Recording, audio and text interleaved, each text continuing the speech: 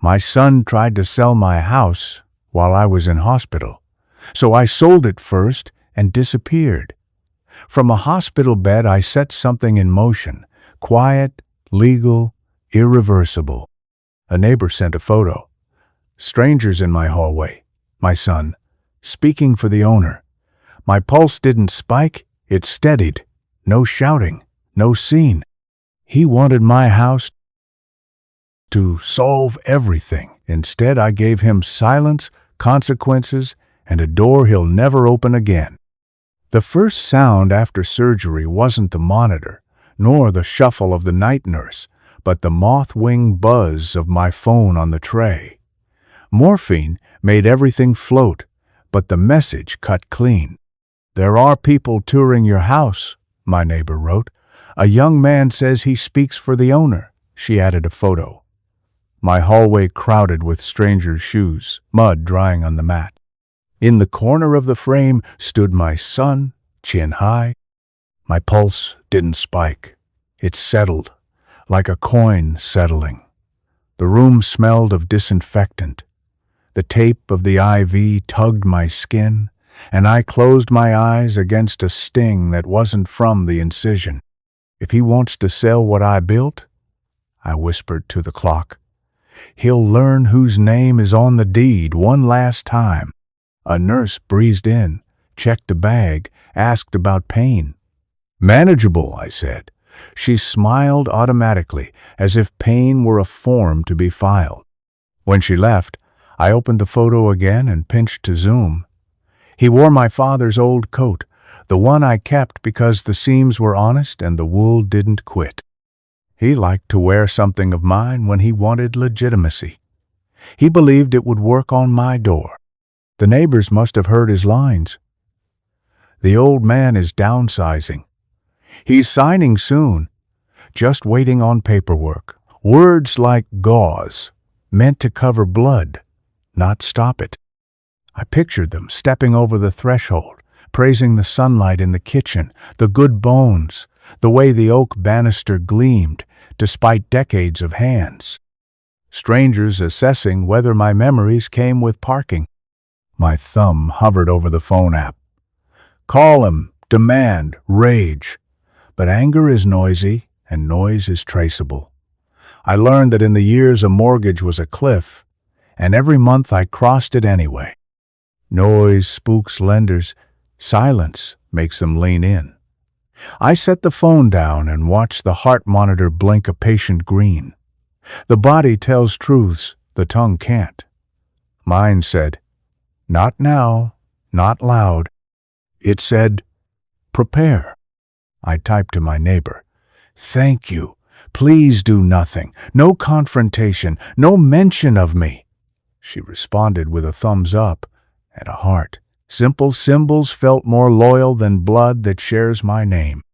I allowed one indulgence, a memory of him as a boy in that hallway, feet in two big boots, dragging the toes so they made comet tails in the dust. He looked back then to see if I was watching. I always was. I'm still watching. The morphine thinned, and pain threaded back into the world, precise as a needle passing through cloth. Good. Pain keeps you awake. The ceiling tile above me had a crack like a river delta, branching until it vanished. I traced it with my eyes and planned. Documents, locks, names on papers that could not be argued with. A voice reserved for signatures and goodbyes. He thinks surgery makes me helpless. He mistakes stillness for surrender, the way a crow mistakes glitter for gold. Let him show them the closets. Let him praise the water pressure. Let him talk. I will be the one writing the ending. I saved the photo and closed my eyes. The house filled the darkness behind my lids, the doorway where my wife kissed paint onto my cheek, the kitchen table scarred by homework and late notices, the banister I sanded until it shone. A life isn't sold by tour, and it isn't stolen by slogan. If he wants a sale, he'll learn what that word costs. I have lived in many rooms, but only one house taught me how to breathe. From the street it looks ordinary. Red brick, slate roof, a maple that freckles the steps with shade. Yet every line of mortar holds something I laid down when no one watched. I mixed overtime into the mud and spread double shifts between joists. When the walls went up, I could name each stud by the ache in my back that paid for it. This is where my wife laughed in the hallway, a laugh that carried like wind through leaves. On winter nights she came home with her cheeks bitten pink, unwound her scarf as she crossed the threshold, and the cold followed her inside, apologizing as it melted. She painted the bedroom a color called harbor, and for years the room kept the feeling of ships returning. In that harbor we held our son and promised to build him a shore he could stand on. The kitchen table carries scars from that promise, divots from science projects that required too much force. A crescent burn from a pan I set down when the phone rang with news of a late shift. Grooves where I pressed a pen through bill after bill, writing checks that felt like small escapes. When overtime was plentiful, I sanded the banister until the oak revealed its grain like a map. When overtime vanished, I learned how to make soup from leftovers and patience. When the mortgage reached its last page, I took the deed onto the porch and let the sun sign with me. My wife kissed the space beside my name, and I swore the wood warmed under our hands. We framed a copy near the door, not to brag, but to remind ourselves that rooms stay upright when people keep their vows. The glass caught the afternoon light and threw it back at us like blessing, steady as a clock nobody needs to win. The house repaid us in small ways. It held our heat in winter and our cool in summer. It remembered where our feet fell at night and didn't creak when we were tired.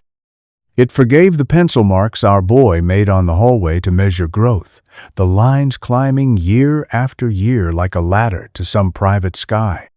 When my wife fell ill, the house learned to speak softly, doors settled without shouting, and the radiators hummed like patient nurses. After the funeral, the banister steadied me, each careful step a lesson. Maintenance became a language of devotion. I replaced the roof in August heat, tar black as spilled coffee, moving slow as a clock hand, laying each shingle like a prayer. I fixed the garden tap and ended up drenched and laughing alone. When the power failed, candles taught me where shadows live and how to place light so it does the most good. Nothing about those jobs deserved applause. Their reward was the quiet that returned when they were done. People talk about downsizing as if lives shrink with square footage. What shrinks is the memory of effort, if you let it. I would live in a single room of this house before I'd trade it for a mansion without history. Every repair is a sentence in a vow renewed, proof that I kept my side even when no one was keeping score. Losing this place would erase the ledger where my sacrifices add up to shelter. I will not let a tour erase a life. Let the young think value is what a buyer offers. Value is what remains standing after the world has taken its share, and this house and what it proves will remain. I learned the arithmetic of love by paying other people's bills. The first column began with diapers and rent, then formulas, then shoes vanishing in weeks. When my wife and I were 2 paychecks from the street, I took graveyard shifts and sold my guitar. We made it anyway. Years later, after she was gone, the ledger kept growing, and every line belonged to a boy who believed columns balanced. 17.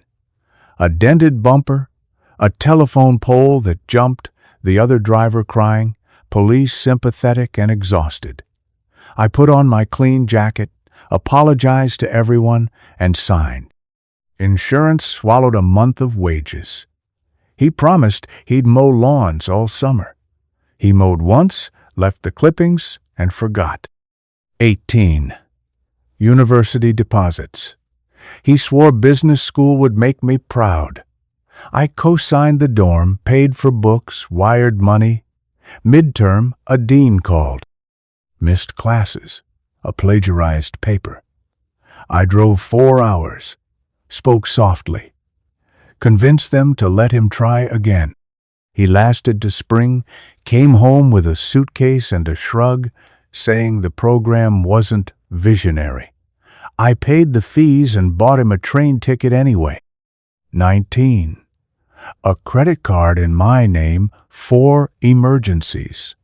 Emergencies turned out to be trainers, a barrel-sized speaker, a weekend at the coast. The bill arrived, bloated and smug. He said mates would pay him back. I paid, then cut the card and kept the pieces in a jar as if they might teach him something by rattling. 20. A job at a car lot, cash in envelopes, friends who called him King. He borrowed my watch for confidence, pawned it, and said he'd misplaced it. I forgave the unforgivable, because I remembered his small hand in mine at crosswalks, how he lifted his feet when I carried him to bed, trusting me to not stumble. The pawn ticket turned up months later in a coat I'd bought him.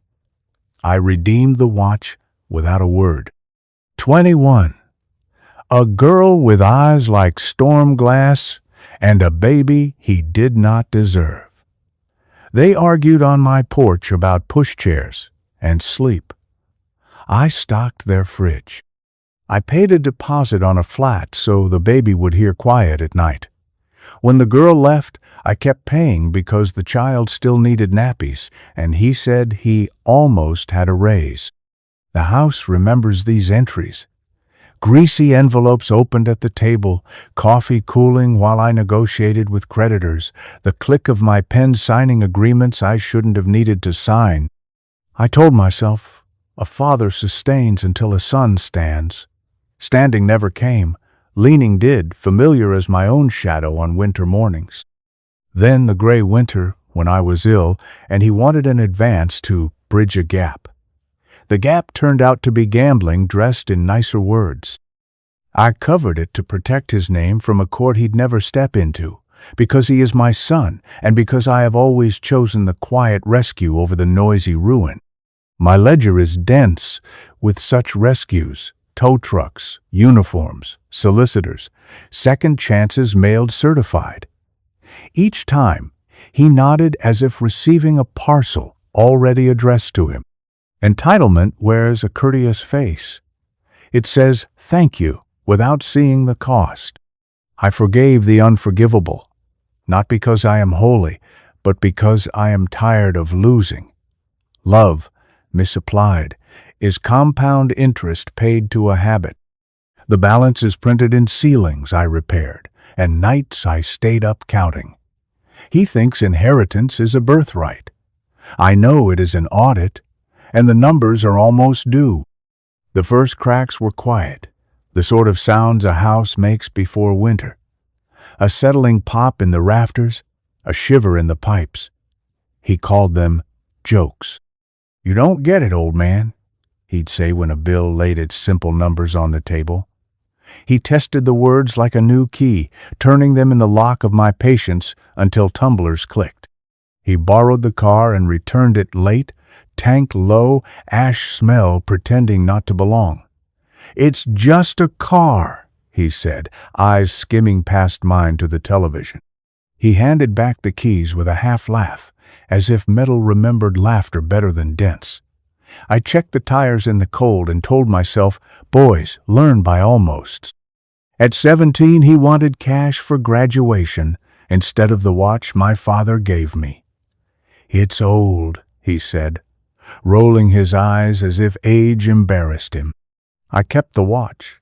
The look he gave felt like a door closing on a room we used to share. I heard the click for days. After his mother died, the air between us thinned into something brittle. I became a man who left envelopes on counters and reminders on fridges. He treated dates like suggestions, fees like rumors. "You've got savings, right?"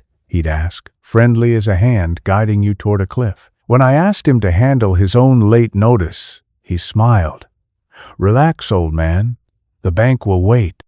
At a cousin's barbecue, he clinked a bottle against mine and announced to a ring of friends, "He's my investor." Laughter burst like a cheap firework. I swallowed the word and tasted metal. Investor is what you call a father, when love is a ledger and gratitude is a line you skipped. On Christmas, he opened the envelope too quickly, counted in front of me, and said, "Is that it?" The tree lights clicked in their sockets. His eyes slid to a friend who had drifted into our living room for warmth and spectacle. I pretended not to see the exchange, and pretended so well I almost believed. When rent bled red through his promises, I told him no, calm as a closed door. He sighed, the way teenagers sigh, though he was no longer a teenager. "You're being dramatic," he said. "You and your old school mentality." Old school meant saving receipts, paying on time, showing up sober, calling when late. It meant being someone others could lean on. Sometimes I remembered him at 5, his hand tucked into my coat pocket to stay warm, his eyes lifted to catch mine as if my attention were a lamp he needed. Then he would look at his phone while I talked and say, "Can we wrap this up?" And the lamp would flicker. The mechanic called about a repair that would cost what I used to make in a week. I told my son to speak to the shop himself. He texted back, "Put it on the card." I said, "No more." He replied, "Don't weaponize money, old man." The chandelier chimed in a draft that wasn't there. Betrayal didn't arrive with fanfare. It accreted grain by grain in the soft places I left undefended. Every eye roll was a hairline crack. Every old man a wedge tapped with a light hammer. I told myself the beam would hold. Houses fall that way, not from one blow, but from the arithmetic of neglect. I ignored the math until the day the numbers spoke in someone else's voice inside my hallway. That was the last tap the screw needed. The listing found me the way bad news does, through a casual tap I meant to ignore. My neighbor's photo still glowed when I typed my address into a search bar. There it was, top of the results, a thumbnail of my front steps in kinder weather, the maple casting catalog shade. I pressed, and the page opened like a door held for strangers. "For sale," the banner said. Photos widened rooms. I had kept honest for years. My wife's picture was gone from the hallway table, replaced by a white vase with 3 showroom twigs. A staged throw draped itself over the sofa I repaired with patient stitches. Bowls of lemons multiplied in the kitchen as if citrus could erase the taste of history. The copy was worse than the photos. "Motivated seller relocating for health reasons," it announced, and the hospital room answered by emptying of air. My hand tightened around the phone until plastic ticked against bone. "Charming period home, lovingly maintained, available for quick close. Tours by appointment with authorized representative." A footnote, "All offers to be presented to the seller's agent or authorized party holding durable authority." Durable authority, 2 words that think they can outlast law. I pinched into a frame of the banister I sanded after midnight shifts. They had polished it for the camera until it looked like it belonged to someone who never sweated. In the dining room, the table wore plates, the color of rain, and napkins folded like birds. "Perfect for new beginnings," the caption chirped. "New beginnings built on other people's endings." His number sat at the bottom like a boot print. "Contact, acting for the owner." Acting. He had finally used the right word.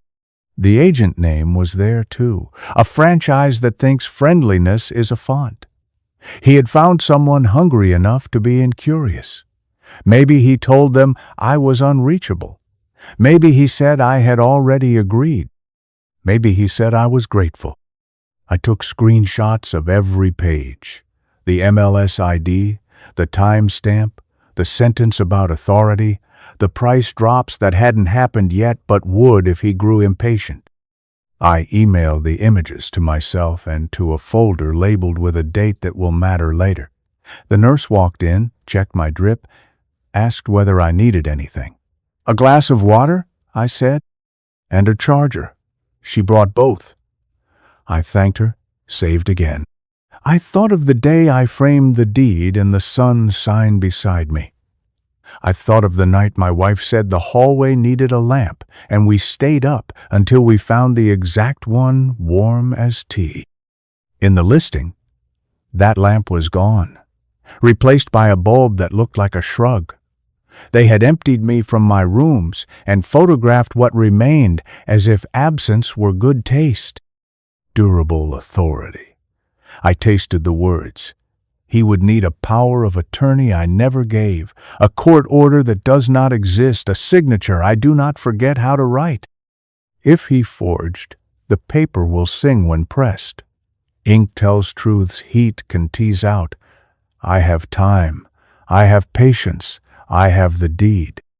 I did not call him. Noise only feeds a fire. I set the phone flat, felt the monitor's measured beep steady my own, let the listing breathe a little. Rope wants length before it holds weight.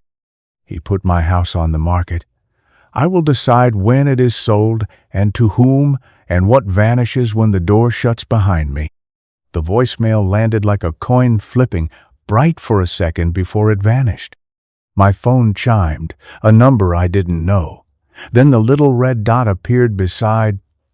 Missed. I pressed play and raised the speaker to my ear, careful not to snag the IV. A man's voice, my son's, came through already laughing, the kind of laugh that needs an audience to make sense of itself. "Yeah, the old man is out of the way," he said, words clicking like poker chips. "No, really. He's tucked up for weeks. I've got the keys. The agent's hungry. And this sale will solve everything." A muffled cheer on the other end suggested someone as broke as he was, clapping at a promise. Solve everything. That's what people say when they mean cash today and smoke tomorrow. I let the message roll. He boasted about viewings, about durable authority, about a buyer who wanted a quick close. "I'm practically the owner already," he said, and the room seemed to lean to hear him better. The nurse drew the curtain and left me in a rectangle of soft privacy. I replayed the message and pictured his posture. Legs wide, phone low, grin sharpened on approval. He sounded younger than his years, the way boys do when cruelty feels like a prank. "He won't even notice," he added. Like theft could be painless if the victim was horizontal. When need speaks, it hesitates. It clears its throat and looks at the floor. This voice strutted. No mention of rent, medicine for a child, some emergency with teeth. Only speed. Only bragging rights. He wanted the house not to live in, but to convert into air he could inhale all at once. I saved the message, then saved it again, in case the future needed to hear truth without my commentary. I noted the timestamp, the number, the length. I forwarded it to a folder with the screenshots, a small vault growing by the hour. Evidence is a kind of patience. You collect it the way rain collects in barrels, for the day the pipes run dry. A third listen, because sometimes you miss a plea hidden in swagger. Nothing. Just him rehearsing a victory in rooms I had kept warm. "Don't worry, mate," he said to the invisible friend. "I'll float you when it lands. Generosity with stolen goods, the oldest charity." The mask didn't fall. It was tossed aside, as casual as a coat on a chair. I remembered other masks. The contrite face after the pawn shop, the solemn nod in the dean's office, The boyish apology on the porch at dusk. They were costumes, each stitched for a scene where I paid for the set and applauded the performance. I lay back and counted the beeps between breaths. Greed has a rhythm, double time, all cymbals, no bass. Need moves slower, with the gait of someone carrying weight. He was running light. He had convinced himself that my house was a trapped bird he could set free for applause. The red dot vanished when I archived the message. In its place, I felt a calm that had nothing to prove. I didn't call him to shout. I didn't call the agent to threaten. I called the solicitor and said, "We proceed." Then I set the phone beside a glass of water and watched the surface settle. In the reflection, I saw my wife's face the way memory keeps it, patient, unsurprised, already knowing how this ends and how I must begin. I closed my eyes and counted costs, then started tallying what remained for me. Pain is a noisy teacher. Resolve is a quiet one. I lay in the hospital and let the noise burn off like fog under noon light. The monitors ticked their metronome. My breath matched it. My anger did not. I pictured my son's grin, the staged lemons, the word authority flexed like a counterfeit seal. I tasted copper and swallowed it whole. No pleading, no threats. Threats are loans you take out against a future you don't control. I preferred cash on hand, law, paper, signatures. First inventory, then action. I listed what was mine. The deed, the timeline, the voicemail saved in 2 places, the neighbors who would speak, the dates stamped by indifferent servers. Facts do not beg. They simply stand and force the room to rearrange. I have spent years rearranging rooms for other people. This time, I would move the furniture once, and it would stay where I put it. I called the solicitor and kept my voice even. "We proceed," I said, and she understood the work to be done. Flag the bogus listing, notify the platform, prepare affidavits, lock the file. I called a locksmith I trust and scheduled a changeover keyed to my discharge. I called an estate agent who had once told me, after a sale in a storm, that speed is a kind of mercy. Quietly, I told him. Off-market, clean buyer, proof of funds, I want a date, not a dream. Then I rehearsed the order of moves the way I used to rehearse bedtime routines when our son was small. Lights, doors, water, rest, lawyer, title, bank, buyer. Camera angles for the truth, not the listing. The point was not vengeance staged for applause. The point was irreversibility, a door that shuts with the heavy finality of well-hung oak. In my mind, I walked the rooms, touching nothing, choosing everything. The chair by the window would not come. The photo of my wife would. The box of letters she wrote when we were brave and poor would. The lamp we found at midnight would not, because some lights belong to a place like a tide belongs to a shore. The house deserved an ending I controlled. I drained the last of the water and watched the surface still. A choice, once set, becomes its own weather. I set mine like a barometer at fair and final. If he wanted a sale, I would give him a sale with no room for a speech. The crown jewel he tried to pawn would vanish and reappear elsewhere, unassailable. I will not explain. Explanations invite negotiation, and I am done negotiating with hunger that never sleeps. I will sign what must be signed, wire what must be wired, and leave what must be left. The new deed will travel from scanner to vault without a single detour through his imagination. When he reaches for the lever he thinks he installed, he will discover it is bolted to air. Resolve is a narrow road. You cannot carry much on it. I will carry the folder, the keys, and the memory of a laugh that made halls ring. I will not carry the hope that this man will become the boy I once tucked in. I am not leaving mercy behind. I am filing it where it cannot be forged. Quiet, legal, irreversible. 3 words like a combination. I turn them, and the lock opens. When the papers settle and the dust does not, I will walk away without theatrics. Some endings whisper. The house will understand. So will the sea that keeps secrets. Professionals make clean work of messy problems. I started with Marianne, my solicitor, who answers on the second ring and never says hello. She says the person's name first, like she's pulling you into a file.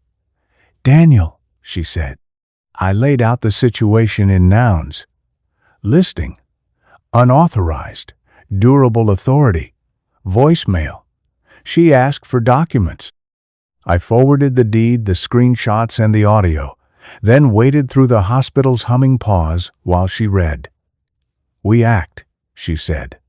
2 words that sound like a closed gate. Marianne's first move was the registry. She ran a title check, confirmed the freehold in my name alone, and set an alert on the parcel so any attempted transfer would trigger alarms louder than the monitor above my bed. Then she drafted a notice of revocation for any stale permissions, letters from years ago that let contractors or managers speak on my behalf about utilities or locks. Dusty authorizations are where opportunists grow fat.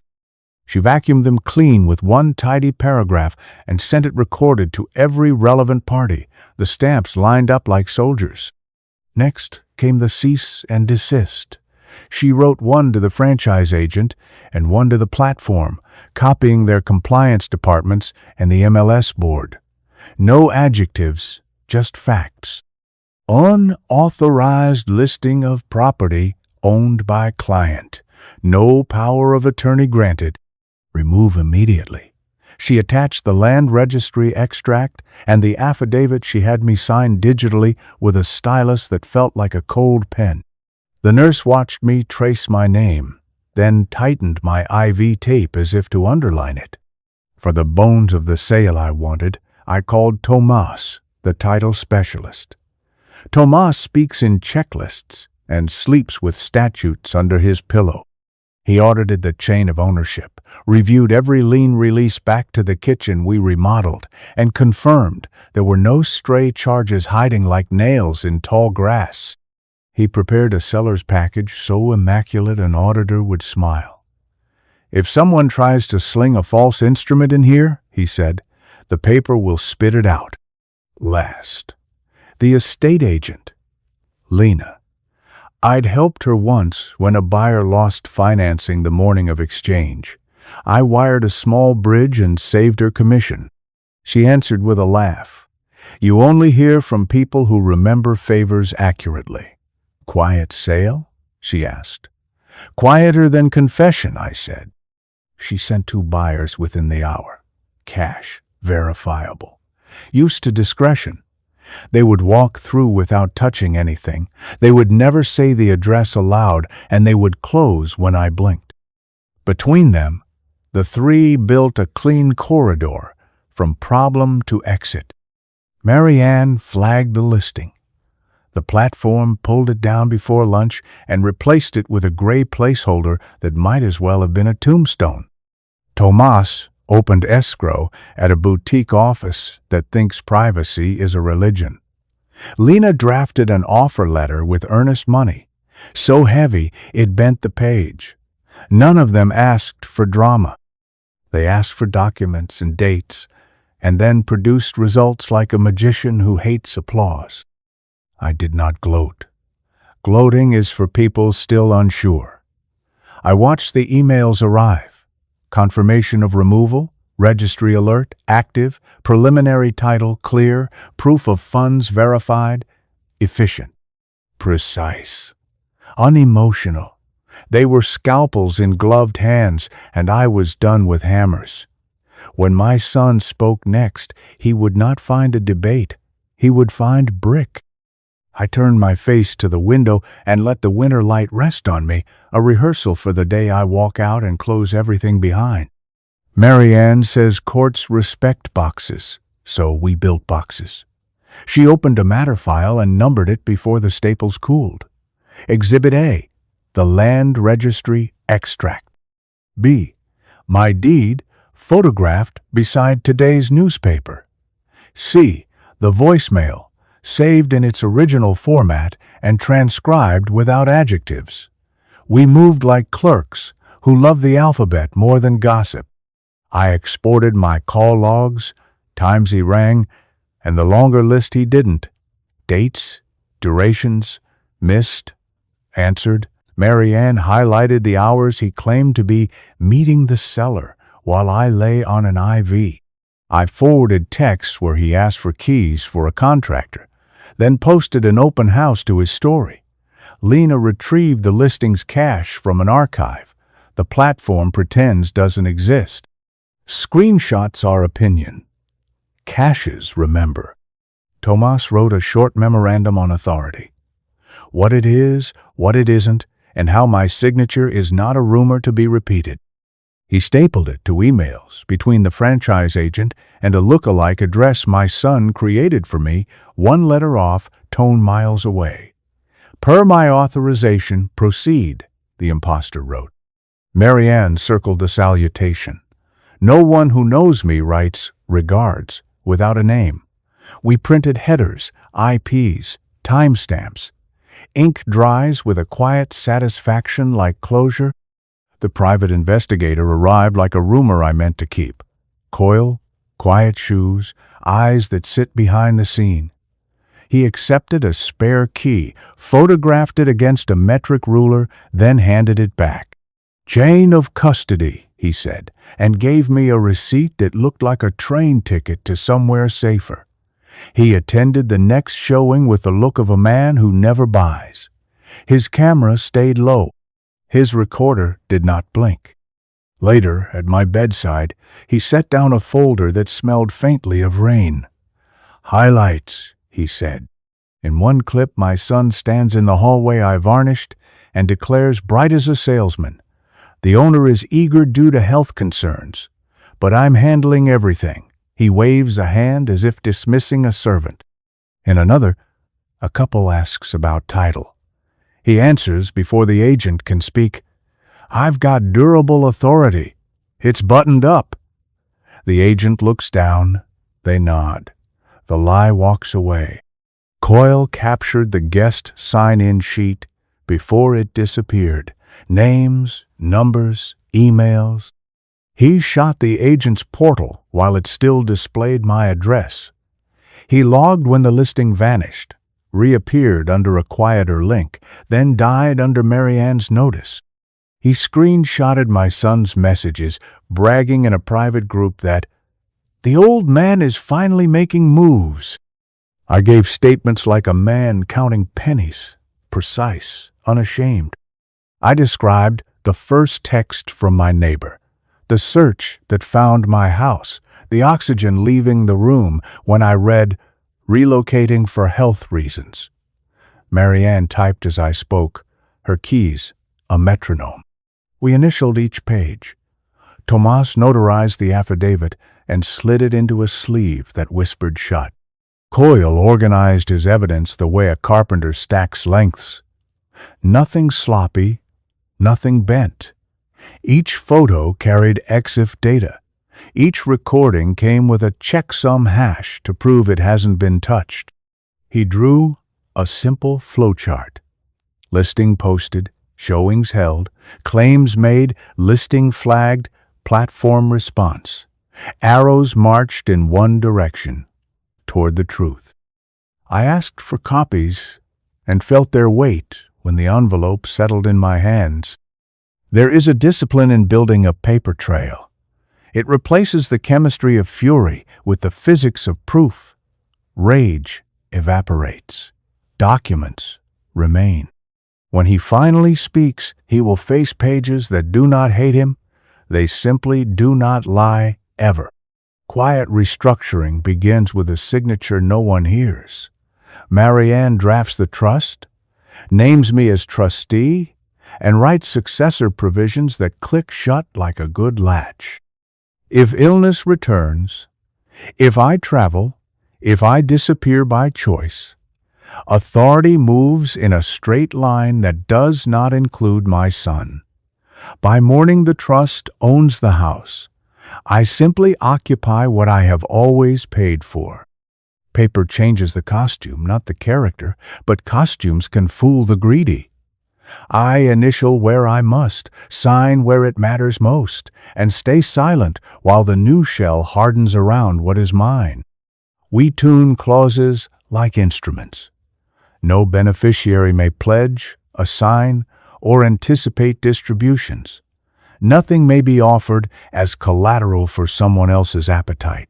The spendthrift shield is simple and strong.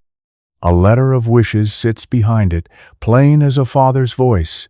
Protect the grandchildren, reward steadiness, never subsidize fire. My memorandum of intent explains, for any honest reader, how I have loved and what I refuse to finance. Successor trustees line up like calm men in coats, Marianne first, Tomas if she declines, then a bank that would not recognize my face. Their neutrality is the point. Title moves at the registry with an electronic shiver.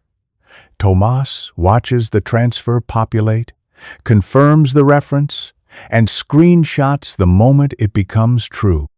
The unauthorized listing is already gone, but this makes the ground firmer. If someone waves a paper later, they will be waving at a house with a new spine. I picture the line on the register, changing from my name to the trust's, a quiet syllable swap that bars loud hands. I build a second skin around my accounts. Bank notifications route to a new P.O. box 3 towns away, a number written twice, once in Marianne's file, once inside the spine of my notebook. Statements go digital under a clean alias. 2-factor codes point to a handset that rings for no one but me. Utilities receive new passwords. Long, patient phrases only a grief-struck poet would remember. I add a note to each account. No information by phone without the phrase. And the phrase invokes a line my wife once said when we were young and brave. Mail at the house will drift for a while like autumn leaves. That is fine. A redirection sits at the post office, paid and sleeping, ready to wake the day I leave. The old letterbox will receive circulars and silence. The important envelopes will land where they cannot be fished. I close old email forwards, create a quiet address for notices, and set alerts that ping only after midnight, when the world's noise is small enough to step over. Locks and eyes come next. I schedule the locksmith for the morning of my discharge. First call, van idling at the curb. We will swap cylinders, repin the side door, and retire every key that ever warmed my son's pocket. I order smart deadbolts that log each turn, codes I can kill from a distance, metal discipline in place of trust. Cameras follow, discreet and patient, wired to an independent recorder and to a cloud account paid a year in advance. Angles cover the gate, the porch, the back step where boots pause, and the path that taught me how to come home. I widen the moat in small ways. The safe receives a new combination and opens to a shelf already emptied of anything tempting. Insurance riders update. The alarm company hears my voice and tags the file with a fresh password. The internet provider locks administrative changes behind a passphrase long enough to be a story. I leave a decoy key under the mat anyway, because some lessons arrive faster with bait. Inside the envelope is a photocopy of the trust's first page, black bars where names should be, and a date that means only too late. By evening, the plan is a living thing that breathes without me. It hums, not brags. Quiet, legal, irreversible. If he wants a sale, he will get one, mine. And when the door shuts for the last time, even echoes will need permission to linger. Lena works like a locksmith. No fuss, only clicks. By noon, she has 2 quiet prospects. By evening, one stands out. A company that buys without mortgages, no chain, no theater, a balance sheet that reads like a bell. They bring proof of funds the size of a doorstop and a solicitor who answers emails on Sundays. They'll pay less than the open market, she warns. Good, I say. I'm not selling a view. I'm buying time. Marianne drafts heads of terms that fit on a single page. Completion inside 10 days. Subject only to identity checks and a limited suite of searches with indemnity where we can't wait. Tomas positions the title pack like a runway. Lights bright, no debris, no excuses. We agreed a vacant possession and a key undertaking timed to a locksmith's arrival. The buyer nods. 2 signatures appear, and the clock begins to hum. Lena walks them through after hours with the lights low and questions practical. They don't coo at the banister or pretend to love lemons. They photograph meters, ask about the boiler, tap the brick by the back step where frost tests weaker work. The house, proud, answers all of it. When they leave, their shoes carry dust as permission, not theft. An offer follows before midnight. Clean, cash, verified. I sign the acceptance with a stylus and try to ignore how my hand shakes. Price is a story amateurs tell to feel clever. I choose a number that persuades speed to put on running shoes. We shave the extras, no inclusions beyond white goods, no protracted renegotiations, no haggling over curtains that remember my wife. The memorandum of sale goes out with a subject line that looks like a closing door. Funds for the deposit arrive the next morning, heavy and punctual. I sleep for the first time in days. Conveyancers usually court caution, but Marianne can make caution brisk. She exchanges correspondence with their solicitor in paragraphs that could cut glass. Land registry priority search lodged. Bankruptcy search clear. Source of funds letter received and filed. Disclosures kept spare and honest. The roof replaced in August. The small scar in the dining room where a chair once jumped. No theater, no perfume. Plain truth moves fastest. Tomas arranges completion mechanics like clockwork. Undertakings drafted, transfer executed in duplicate, completion statement balanced to the pound. We book an indemnity where the counsel has lost a record older than my son's excuses. The buyer's solicitor proposes a 1 o'clock completion. I ask for 11. If he plans a scene at noon, I want the door already new. They agree without flourish. Efficient people dislike drama on their lunch break. Lena texts from the porch at dusk. They like the quiet. They respect it. I send back a single word, good. Then close my eyes and picture the keys changing hands with the inevitability of tide. Speed, in the right hands, is not panic. It's mercy. I am not beating him. I am ending something. On the morning the contracts are ready to exchange, Marianne reads me each clause over speaker. I agree line by line, a man climbing a ladder he built himself.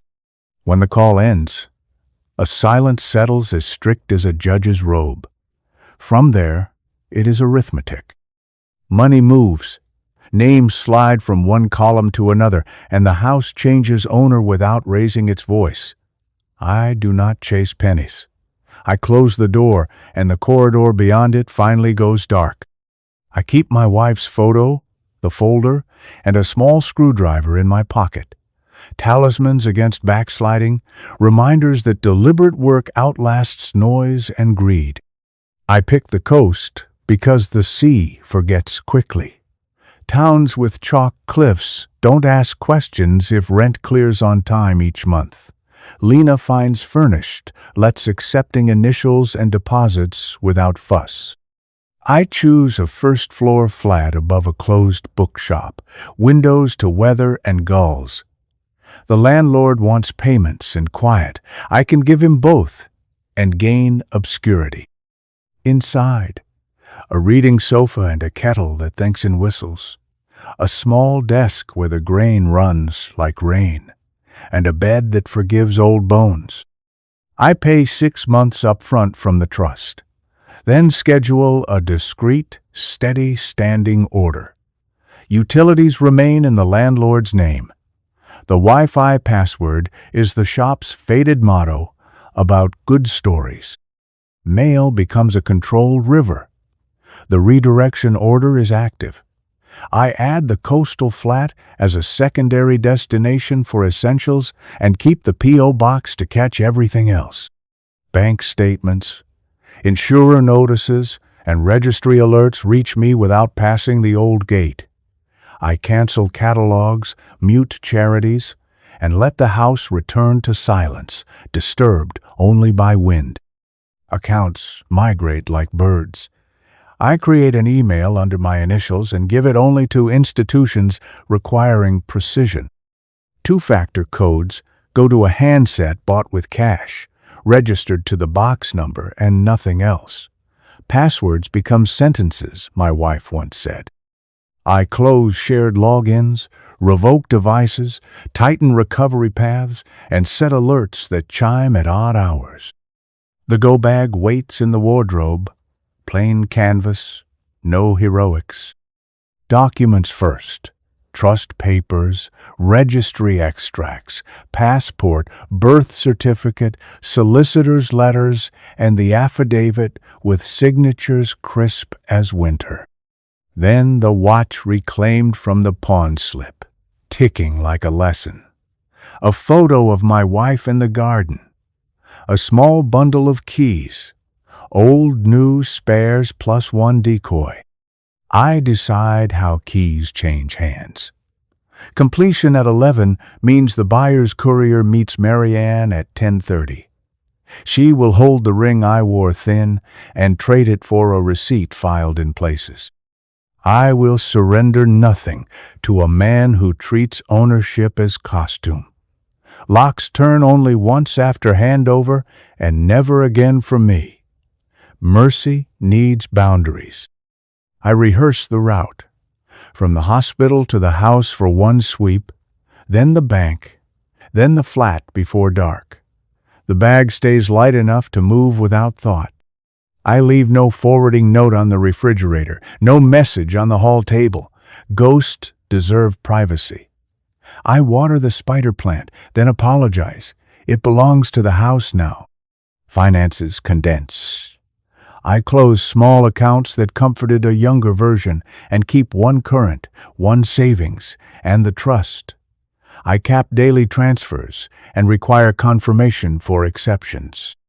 The bank manager notes changes with the care of someone folding flags. I do not mention my son. He exists outside these walls, whether acknowledged only when it threatens the roof. Contingency takes an envelope. Emergency cash, duplicate SIM, spare charger, and a photograph of the house taken from pavement at dusk. If I doubt the choice, I will look at the windows and remember the quiet they deserve. I include a letter to the grandchildren, sealed and undated, to be given when time decides. Love should outrun conflict where possible. When everything is set, I sit on a borrowed sofa and listen to the boiler mutter. The sea heaves and smooths the day. I touch the watch, photo, the keys, and feel a steadiness I earned the long way. Disappearing isn't erasing. It is choosing your life size. I will leave on my terms, and the door will shut softly. I learned patience from roofs and registries, so I told everyone to hold their tongues. Marianne kept the platform notices quiet. Tomas declined every invitation to clarify. Lena said nothing to colleagues, only tightened her grip on our clean sail. Coyle watched. The bogus listing, repainted under a smaller link, limped. We let it limp. He scheduled another showing for Saturday at noon. "Serious buyer," he texted a neighbor. The neighbor forwarded it to Coyle, who sent me the time circled. I lay still and counted my heartbeats. I wanted fury. I chose harvest. We made one move. Do not interfere. No warning to the couple, no call to the franchise desk. Rope needs length. Coyle arrived early with a clipboard that made him invisible. He signed the sheet with the same spare signature he uses for invoices and sat at the dining room's edge, camera tucked in a notebook, mic in a pen. The couple came with questions instead of compliments. The man ran a finger along the window sash. "Title number?" My son blinked, smiled, gestured at the agent. The agent looked down at her tablet, found nothing in the pocket universe he'd forced her to inhabit, and said, "We're acting for the seller's representative." The woman frowned. "Original power of attorney?" she asked. "Certified with wet ink?" He tried levity. "It's all buttoned up," he said, the same phrase Coyle captured last time. The man didn't laugh. "We'd like to see the instrument," he said, "and evidence of capacity. Is the donor lucid? Has the instrument been registered?" My son reached into his coat for authority he did not possess and came out with a grin he always thought worked. "Look, he's my old man," he said. "He's fine with me handling this. It's basically done." "Then why is the title still in his name?" the woman asked. "Why does the registry show no notice of restriction? Where is the TA6? Taton? Fixtures and fittings?" She pointed at the lamp my wife and I found at midnight. "Does that stay?" He said yes before the agent could breathe. The agent's eyes flicked to the ceiling, searching for a script. Coyle's pen recorded the silence between questions, a silence shaped like doubt. They moved to the kitchen. The man photographed meters and asked for the last boiler service. My son said last spring and guessed a company. The agent checked, shook her head, and typed a note that looked like a warning to herself. "Completion timeline?" the woman asked. "You've said quick close. Define it." My son said 2 weeks. A promise that might impress boys at a bar. The man's mouth flattened. "Funds?" he asked. "Source? And proof?" My son gestured at his phone as if money lives there. Coyle caught the next stumble. "Access." "Keys will be with me," my son said. "I'm local." The woman tilted her head. "And the seller? When do we meet him?" My son said, "Soon." And the word hung like a damp coat. They thanked him politely and left without committing to anything but a follow-up email addressed to a lawyer he could not name. On the pavement, Coyle recorded their reflections. "Something's off," the woman said. "If he had authority, he'd lead with it." The man nodded. "Cracks everywhere." We said nothing still. In the quiet, the listing's paint peeled. He had talked himself into a corner I built by doing nothing at all. All day, by dusk, the fox bled from its insistence on limping in circles. Our sail moved forward in a different forest, unbothered by noise. Completion day begins with an email whose subject is a period, Marianne's style. Inside, just 2 lines. Funds received. We complete at 11. 0. The monitor in my room ticks like a clerk, unbothered. I lift the water glass and watch the surface steady. At 10:32, she sends a photo of the keys in her palm, time-stamped, then a second photo of a courier's signature and the envelope swallowing the ring I've carried for years. Possession will pass from pocket to pocket without theatrics. That is the point. At 10:58, Tomas forwards the priority search result. Clear. At 11:1, the completion statement balances. At 11:3, the buyer's solicitor confirms receipt and lodgment. At 11:5, an automatic message pings from the registry acknowledging the application to register transfer. Paper becomes event. Event becomes fact. No confetti, only pixels aligning into order. I exhale, slow as a tide reversing. Lena texts 3 words. They're in. Locksmith. The buyer is practical.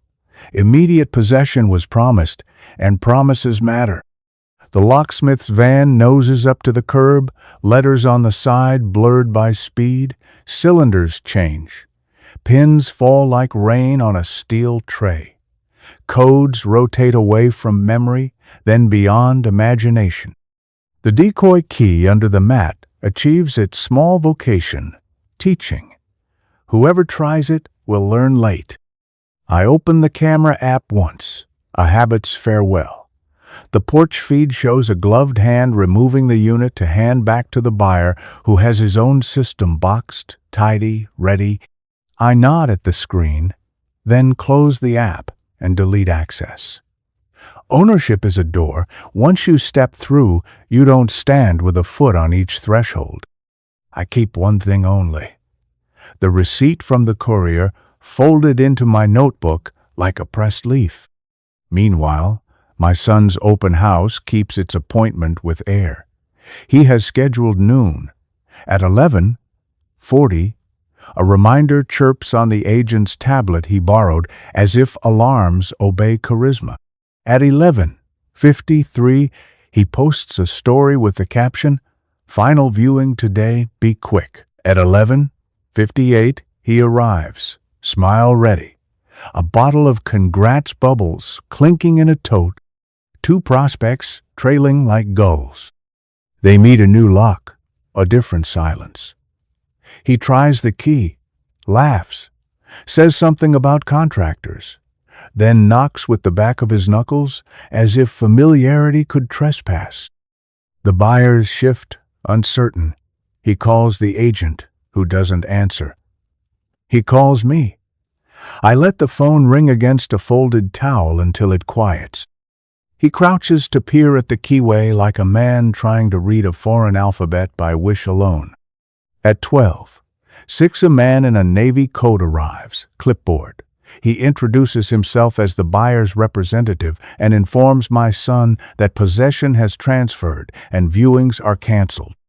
He is kind enough to suggest the franchise check their emails.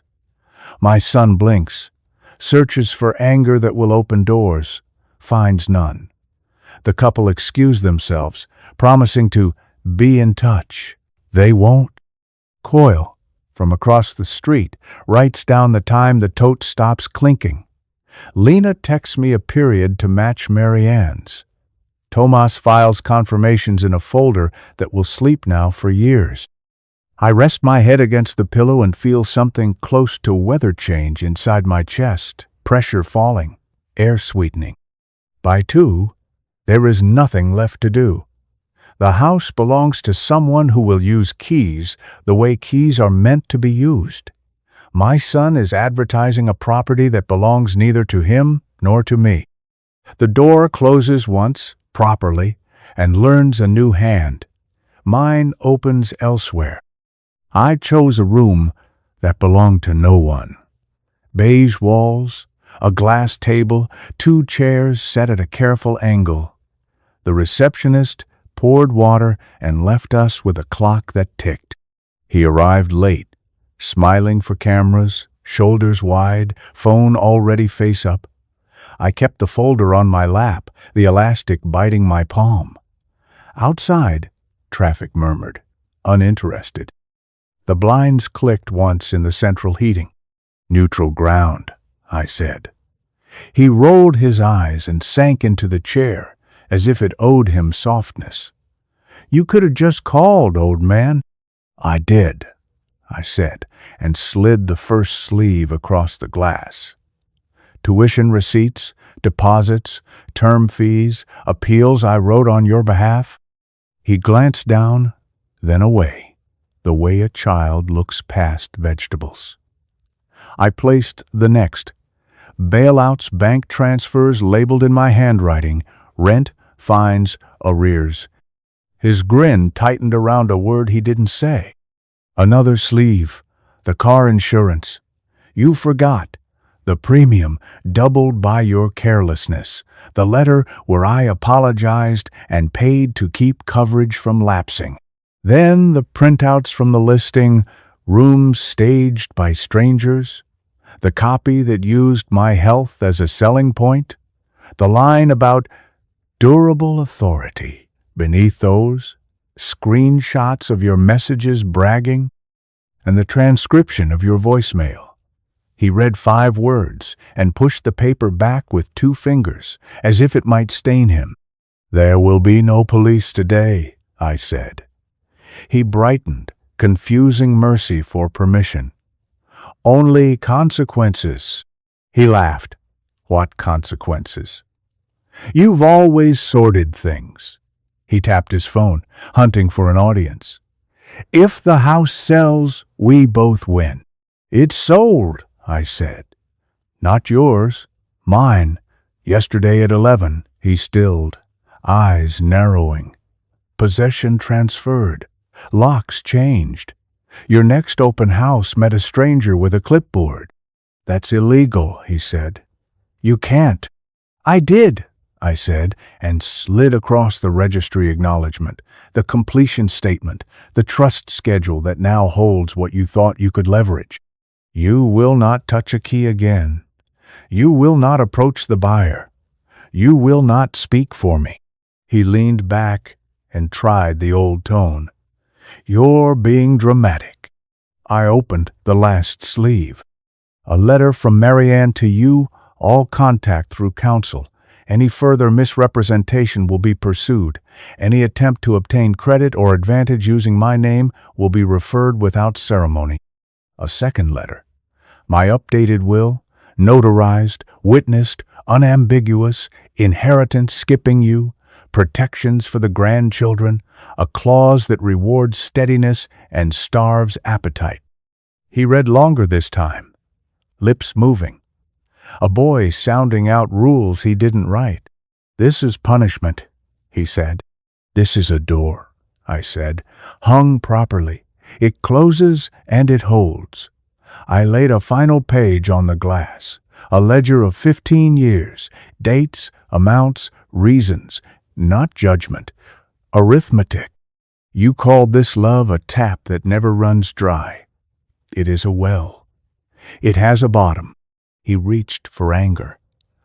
"After everything I've done for you," I let silence do the subtraction. On the other side of the glass, the clock ticked and the receptionist laughed faintly at something that had nothing to do with us. I gathered the folder. "No police today," I repeated. "But if you knock on doors that aren't yours, they'll answer in uniforms. If you call me, Marianne will reply. If you show up at a house that remembers me, it will not remember you." He didn't stand when I did. "What am I supposed to do?" "Work," I said. "And stop calling me old man. My name is on the deed of my life." Collateral damage arrives in emails, stripped of small talk. The first comes from the man he called a serious buyer, now represented by a firm with a brass scale logo. They reserve rights and intend to pursue remedies for misrepresentation, wasted costs, and reliance on statements they call recklessly false. A draft letter before action is attached, concise as a blade. They want the survey fee, the solicitor's time, and their travel repaid in full. The platform removes the listing again, and this time with prejudice. Marianne forwards a takedown notice. Unauthorized. No valid authority. Future attempts will trigger account suspension. Screenshots show his access evaporating, menus graying out, the edit pencil hardening into a padlock.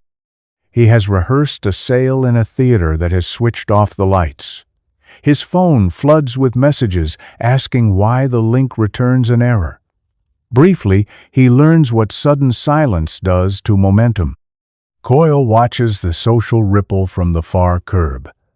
Friends who toasted his deal stop returning calls. 2 owe him money. They delay repayment until the air clears that never will. One posts a quote about envy and haters, as if truth could be dodged by antonyms. Another texts, "Prove, did you have authority?" The screenshot lands on my phone, time-stamped and cold. He replies with ellipses, which is to say nothing dressed as thoughtfulness. The agent's manager calls to apologize for her office's part. "He looked plausible," she says, which is how theft begins. The compliance department requires instruments for any power of attorney before a listing touches portals. Policies harden after harm. I thank her for the correction and ask her to treat my name like a live wire. She promises to add it to the Do Not Engage database, relieved to end the call without a lawsuit spoken aloud. Meanwhile, his buyer does not relent. The demand letter grows a cousin. Notice absent settlement. They will file in small claims 14 days. Marianne suggests we remain spectators. Gravity works better without hands. I agree. He looks for me, calls twice, texts 5 times, apologies that read like coupons, limited time, conditions apply. I do not redeem them. He asks to draft response. I forward the message to Marianne and walk the ward until breath steadies. News spreads without our help. The neighbor who first warned me reports he walks with his chin down, as if the pavement were handing him instructions. At the pub, someone asks when completion is. He says, "Ongoing," and table changes subject. The clink of borrowed glory turns tinny. Without a sail to orbit, he floats, making circles in a sky that no longer contains my house, rehearsing explanations that shrink each time he repeats them. He tries to reframe. "Family misunderstanding," he writes on a private page. Coyle captures the comments. Polite hearts, then a nail of a question. "Whose signature?" He does not answer. The page goes quiet. A theater after rain. Sympathizers move on. Pity has a short attention span when truth keeps posting. The platform's compliance team confirms. Account flagged. Listing history archived. Activity referred to legal. My absence signs every line they circulate internally, and that's enough. What peels away from him is not only opportunity but sheen, the social polish he wore like borrowed cufflinks. Favors stop. Jokes land without laughter. He discovers how a room forgets a man when nothing remains to extract, and how heavy a phone feels when each number expects payment instead of offering it. He tried to sell what he never earned. No story survives against sentence. I file the costs letter and close folder finished. Marianne believes in boundaries you can hold in your hand, so she drafted one. The envelope arrived with her firm's crest like a small shield pressed into ivory. Inside, a letter to my son, crisp as winter air. It began with identification, then moved into sentences that close. No contact with me except through counsel. No appearance at my residence, former or future. No requests for information from banks, utilities, hospitals, insurers, or registries. Any such attempts will be documented and treated as harassment and fraud. Further misrepresentation will be met with injunctive relief and costs. He can frame it as concern if he likes. The page calls it what it is today. She couriered copies to the franchise, the platform, the agent, and the title office, then filed certificates of service so the act of sending lives in a record. Another copy went to the practice manager at the hospital with an instruction: mark my chart so that only names on my directive may receive updates. They added a red banner above my file and a passphrase only I would know. When Marianne read the letter aloud, her tone carried the weight of doors settling in their frames. "This is not a quarrel," she said. "It is a boundary." I signed an authorization allowing her to answer his messages with one sentence: "Please direct all communications to me. Silence travels faster when it wears a uniform." Then we turned to the will. I brought the old one from the safe, the paper softened by years of wishful thinking. We replaced it with clarity. Any inheritance skips him entirely. Specific gifts pass to the grandchildren through a trust that feeds steadiness and starves appetite. Distributions require milestones: study advanced, work maintained, taxes filed. A spendthrift clause bars creditors from reaching what is meant for the children. A professional trustee sits beside Marianne, with Tomas as backup.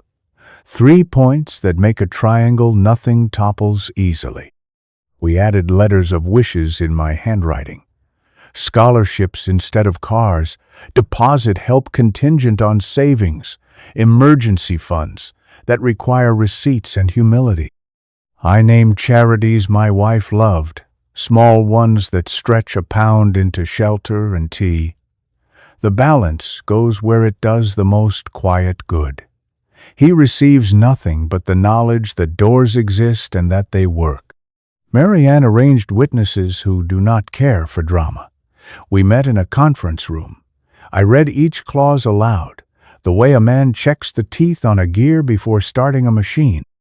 The witnesses signed, Marianne sealed, and the new will slid into a fireproof sleeve. The old one went to the shredder, slow and loud. Next, we executed fresh, lasting powers of attorney for health and finance, naming people who have earned trust by doing dull things reliably. My son's name appears only in the clause that excludes him. Hospitals and banks now have a simple answer if he appears with charm or tantrums: no. Copies sit with my doctor, my bank manager, and the trust file. We close the file with a plan for breach. If he calls, Marianne responds. If he appears, I do not. If he lies again, Coyle's folder wakes and walks to the police with its timestamps and hashes. I prefer not to prosecute my own blood. I prefer doors. But preference is not permission. When the courier left with the final copies, I felt the house inside me settle, as if joists found their places after a long storm. Law does not love me. It simply refuses to lie for him. That is enough. Silence moved ahead of me like a weather front. At first it was only a rumor carried along hedges and over garden walls. The listing had vanished. The locks looked new. The old man was harder to reach. Then it crept under doors. The agent's window stopped reflecting his grin. The pub stopped keeping a stool warm. People who had clapped his plans began to study their hands when he entered. I refused to narrate. No posts, no statements, no apologies. Marianne answered what required ink. Everything else met quiet. He sent messages with subject lines that begged for an audience. Talk. Urgent. Your misunderstanding. And each one fell into the same canyon. When he called, the ringtone walked itself off the edge of the table. Word traveled the way smoke learns a house. It found the low points and gathered there. A mate asked another mate whether the sale had completed and received a shrug. A cousin heard that legal got involved. His private page filled with consolations that sounded like exits. Stay strong, bro. typed by men who had already pocketed their goodbyes. He tried anger, then humor, then a spiritual quotation from someone wiser. Silence answered by growing. He learned that doors could close without anyone raising their voice. The franchise sent him a polite ban dressed as policy. The platform deactivated his credentials and wished him luck in future endeavors that would not include them. The serious buyer's solicitors billed their time and threatened to collect from whatever he called pride this week. He went to explain himself and found there was nothing left to explain to. Quiet had emptied the chairs. Neighbors were kind in the way good fences are kind. They nodded, said good morning, and returned to pruning. One, the woman who texted me first, met him at the pavement and held her shopping close. "Best to let it lie," she said, and kept walking. He told another that families fight. The man scraped his boot on the curb as if removing something sticky. "They also end it," he replied. I saw him once from a cab outside the registry, shoulders set, eyes scanning for leverage. He spotted me through the glass and lifted a hand halfway, a gesture caught between greeting and plea. I looked past him to the clerk, stamping dates with a rhythm older than both of us. The cab rolled, and he stayed behind with his half-raised hand in the cold. He tried for pity by telling a version where I was confused and unwell. The hospital refused to play the part. Red banners on my file turned every question into a door that required a key he will never own. He tried for consensus by convening friends. Consensus skipped the meeting. Silence attended, took attendance, and dismissed the class. At the place that used to be home for him, his key clicked against metal and learned it was not a wand. He put his ear to the wood as if the house might gossip. Houses do not gossip. They remember. This one remembered my vows, and not his stories. He backed away, rehearsing explanations for an audience made of bricks. I did not gloat. Gloating is noise. I brewed tea, answered nothing, and watched the steam rise like a small rehearsal for disappearing. The grandchildren sent drawings. I mailed back stamps and praise. My world shrank to what fit, and, in shrinking, became easier to lift. He lived with the echo that follows a shut door. Not loud, just inescapable. Always, returning again each time he ran out of words. The last walk-through began at the threshold, where the mat still carries the ghost of our surname in worn fibers. I paused, as if the door needed my permission to open one final time. Inside, the hallway breathed its familiar hush, a sound like distant tide. I closed my hand over the banister, the oak warm from years of palms, and felt the fine ridges my sanding left, tiny waves set long ago to catch the light. The wood gave its old answer, "I'm here." I answered back by standing still. I followed the wall past the pencil marks that plot a childhood like notches on a mast. I could still name the mornings we added them. Toast scorched, shoes untied, laughter running ahead to the front step. The kitchen smelled of ordinary things. Tea, dust, lemon oil. I set my keys on the counter and listened to the small clink as if it belonged to another man's life. The cupboards I painted harbor held nothing of mine now, and that seemed right. What I carried would weigh less and matter more. I opened the back door and stepped into the square of garden we kept honest. The rosebush bowed, overgrown but elegant, and the tap I fixed last spring remembered to shiver. Beyond the fence, the neighbor laughed, then lowered her voice, the way people do around endings. I touched the scar on the dining table, where a hot pan taught me caution. The scar had forgiven me long ago. I returned the favor. Back in the hallway, I lifted the frame that holds my wife's photo. Her smile is a downward glance, caught just before it rises. The exact promise of our early days. I pressed the glass with 2 fingers, not hard, just enough to feel the cool. "We did it," I told the air. Paid, repaired, protected. I slid the photograph from its backing and slipped it into my inner pocket near the watch that ticks like a steady companion. The frame I returned to the shelf, empty, ready to learn a new face. Light moved across the floor like a slow tide. A van door shut outside. Boots crossed the pavement. Soon the house would meet new footsteps, new winter coats, new habits of leaving mugs in the sink. I found a pen and wrote my last line here. "Take care of her." I left the note in the center of the counter, aligned with the wood grain, a small blessing shaped as instruction. I toured each room once more, not as owner, but as witness. The bedroom folded its corners, that gentle way rooms have when they know a day is finished. The sitting room held a thin echo of our old music.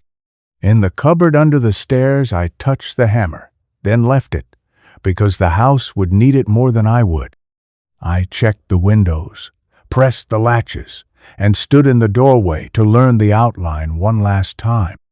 At the front, I paused beside the framed deed. The glass reflected a thinner man than the one who signed it, but his backbone looked intact.